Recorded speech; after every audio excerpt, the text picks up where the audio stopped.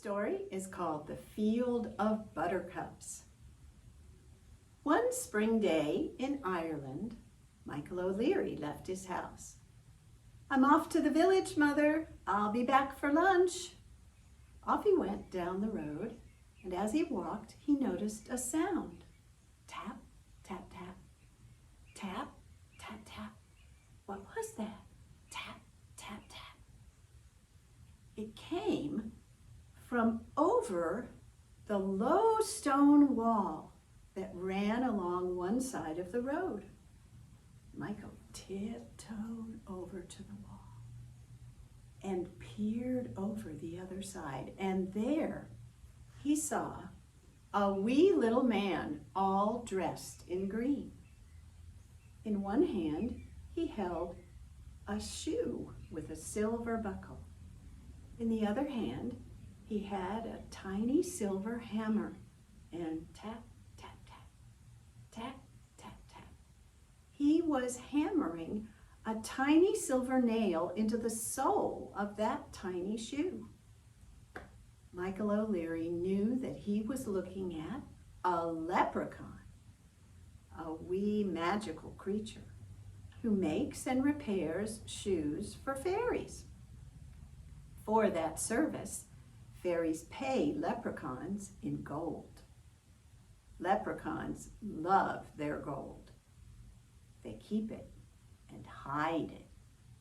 But Michael O'Leary knew that if you could catch a leprechaun, you could make him tell you where he'd hidden his gold.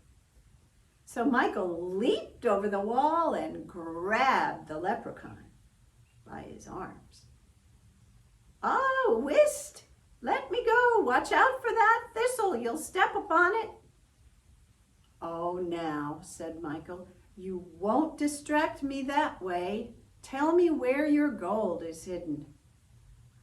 "Ah, well," said the leprechaun, "you've caught me fair and square. I'll do better than tell you. I'll show you. Let's go. Walk along." So Michael set the leprechaun up on his shoulder and still holding on to his wee arm. They walked along together.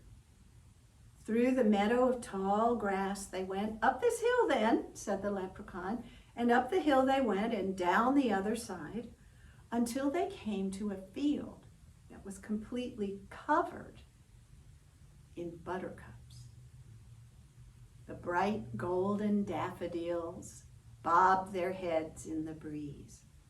They walked through the flowers, and then the leprechaun said, "Stop, here, dig, here."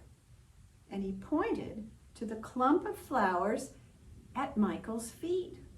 "Dig here, is it?" said Michael O'Leary. "I haven't brought my spade. And if I go back to fetch it and come back, how will I ever find the right clump of flowers? They all look exactly the same. I must find a way to mark this clump of flowers." And then Michael's eye fell upon the bright red garters, red ribbons tied in a big bow under each knee. His garters held up his long socks.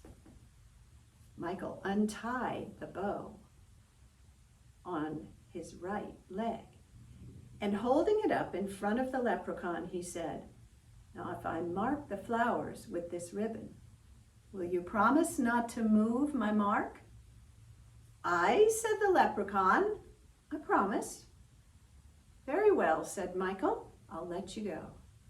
And he let go of the leprechaun's arm, and whoosh, the leprechaun disappeared. Michael bent down and tied the red ribbon in a great bow around that clump of flowers at his feet.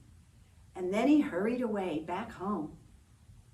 He went back through the field of buttercups, up the hill and down the other side.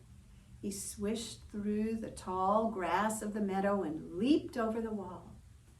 He ran down the road and came to his house. He threw open the door and ran through the house. "Mother, I'm back, but just for a moment." He ran through the back door, and there he got his spade which had been leaning up against the back wall of the house. Now he clutched the spade and came running back through the house. "But Michael, you haven't had your lunch. I'll be back," said Michael. And he ran back through the front door and down the road. He leaped over the wall, ran through the tall grass, up the hill, down the hill, and back to the field of buttercups. But when he got there, oh my, what did he see? Well, the leprechaun had kept his promise. He had not moved Michael's mark. But now, every clump of flowers was tied in a bow with a red ribbon. Well, Michael had to laugh at the trick that the leprechaun had played on him. Once again, all the flowers looked exactly the same. Michael would never find that pot of gold. And so, Michael began to gather a gold of another kind. Soon, he had a great armful of golden daffodils. And he took them home and gave them to his mother. And every one of them was tied with a red ribbon.